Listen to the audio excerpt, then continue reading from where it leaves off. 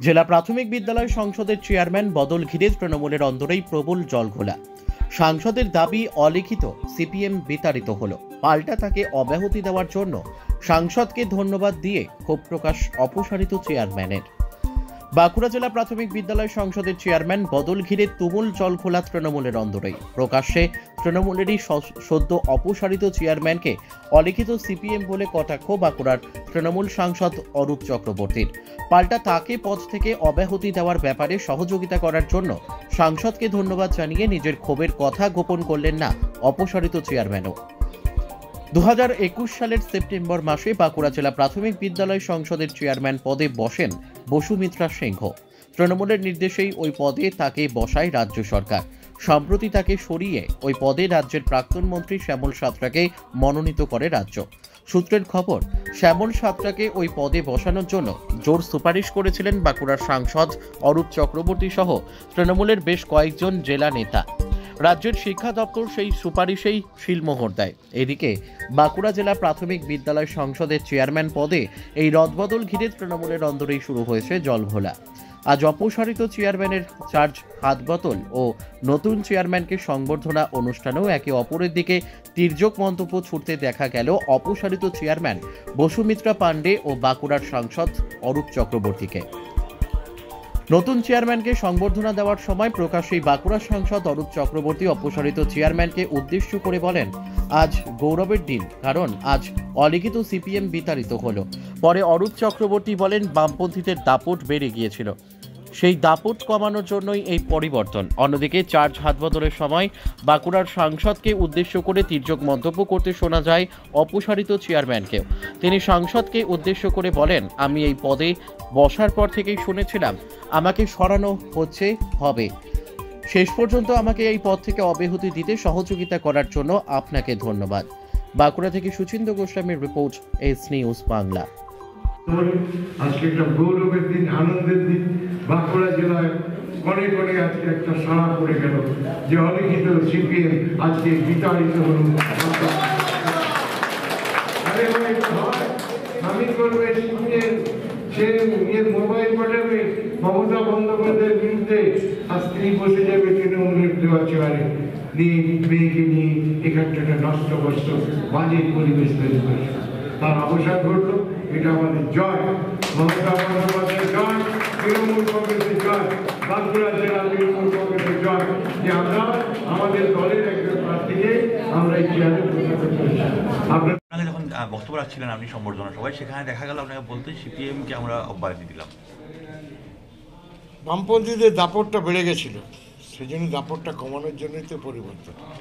ঠিক আছে, thank you. শিক্ষকদের পরিষেবাটা সুষ্ঠুভাবে যাতে হয় তার জন্য একটা এক্সপিরিয়েন্স লোকের দরকার। যেহেতু সামালবাবু আমাদের মন্ত্রী ছিলেন, জেলাটা পরিচিত হাতের তালের মতো, তো তোমার সাংগঠনিক স্বার্থেই বলুন, টিচারদের স্বার্থেই বলুন, সেই কারণের জন্যই দল সিদ্ধান্ত নিচ্ছে যে আমরা আমাদের ডিপিএসসি চেয়ারম্যান নতুনভাবে প্রতিষ্ঠিত করি। এটা তো পার্মানেন্ট পোস্ট নয়, তো এগুলো গভর্নমেন্ট যখন যাকে মনে করেন যার দ্বারা বেশি কাজ হবে তাদেরকে অ্যাপয়েন্টমেন্ট দিতে। সেরকম তো অনেক খবরই আসে, আর অনেক কিছু কারণে দল চিন্তা ভাবনা করেই করেছে। দল তো এমনি এমনি করে দেয়নি, নিশ্চয়ই দলের কাছে খবর ছিল সেরকম কিছু, সেই কারণের জন্য যোগ্য ব্যক্তিকে পাঠিয়ে দিয়েছে। তাতে টিচাররা খুব খুশি।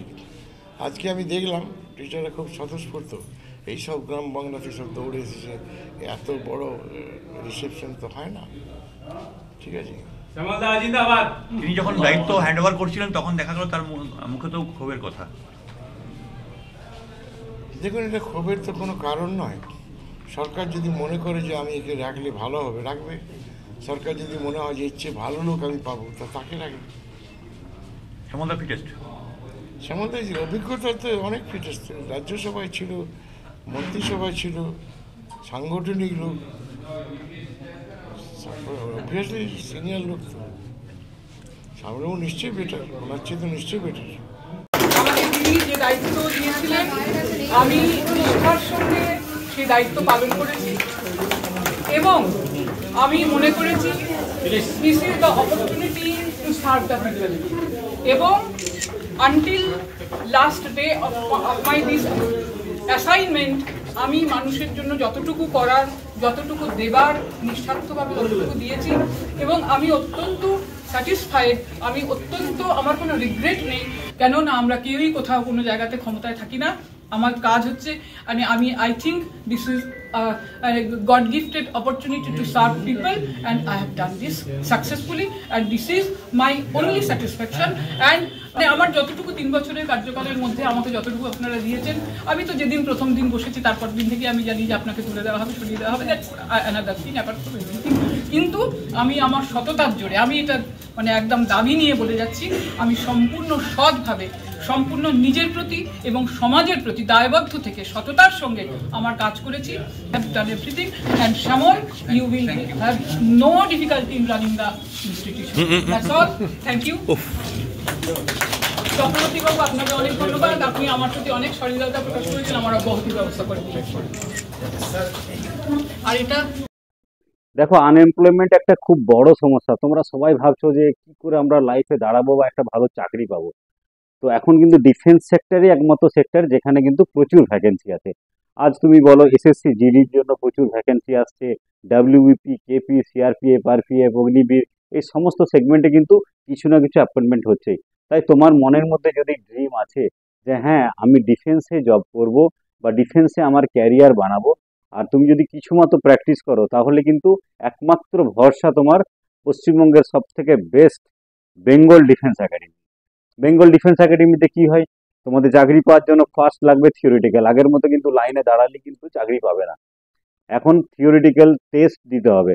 আর থিওরিটিক্যাল প্র্যাকটিস আমরা করাই, ধরো জিকে, জিআই, ম্যাথ, ইংলিশ, সব আলাদা আলাদা স্যার আছে, ম্যাডাম আছে, তারা কিন্তু প্রতিটা সাবজেক্টের লাস্ট 5 ইয়ার্সের কোশ্চেন ওয়াইজ তোমাদেরকে প্র্যাকটিস করাবে ছোট ছোট করে। সেকেন্ড যেটা লাগবে যে থিওরিটিক্যালের সাথে সাথে তোমাদের প্র্যাকটিক্যালের গ্রাউন্ডও কিন্তু ফাস্ট হতে হবে। আর সেই জন্য আমাদের এক্স আর্মি দিয়ে গ্রাউন্ডে প্র্যাকটিস করানো হয়। যে জিনিসটা লাগবে, ধরো 5 কিলোমিটার, 10 কিলোমিটার, যে যেমন লাগে সেইভাবে প্র্যাকটিস করানো হয়। প্র্যাকটিস করানোর পর আমরা মেডিকেল রেগুলার বেসিসে টেস্ট করাই এবং তারপরে এখান থেকেই তোমরা যে কোনো যতগুলো জব আছে তার জন্য তোমরা ভ্যাকেন্সি ফিল আপ করতে পারবে, ফর্ম ফিল আপ করতে পারবে এবং সেই হিসেবে তোমরা পরীক্ষায় বসো। আর তোমাদের যদি ডেডিকেশন থাকে না আমাকে জবটা পেতেই হবে, তাহলে কিন্তু আমরা তোমাদের সাথে আছি, তোমাদেরকে আমরা সবভাবে সাহায্য করব, বাকিটুকু তোমার কাছে। তো তুমি যদি নিজের ক্যারিয়ার বানাতে চাও তাহলে আজই এই নিচের নাম্বারে যোগাযোগ করো, বেঙ্গল ডিফেন্স একাডেমি। এটা কোথায়? এটা বাঁকুড়া জেলার বিষ্ণুপুর, মন্দিরনগরে বিষ্ণুপুর, এটা শুনেছ নিশ্চয়ই। সেই বিষ্ণুপুরে আমাদের বিশাল ক্যাম্প আছে। ক্যাম্পের মধ্যে আমাদের হস্টেলও আছে, যেখানে ছেলেদের যাদের বাড়ির অবস্থা একটু খারাপ তাদের জন্য থাকা খাওয়া সমস্ত ব্যবস্থা আছে। আর বাইরে তো থাকতে পারবেই, বাইরেও থাকার প্রচুর ব্যবস্থা আছে। তো আজই এখনই এই নাম্বারে ফোন করো, বেঙ্গল ডিফেন্স একাডেমি, ফোন করে বলো যে আমি অ্যাডমিশন নিতে চাই, কি করতে হবে আমাকে বলুন। ঠিক আছে, তাহলে তোমাদের ফোনের অপেক্ষায় থাকলাম।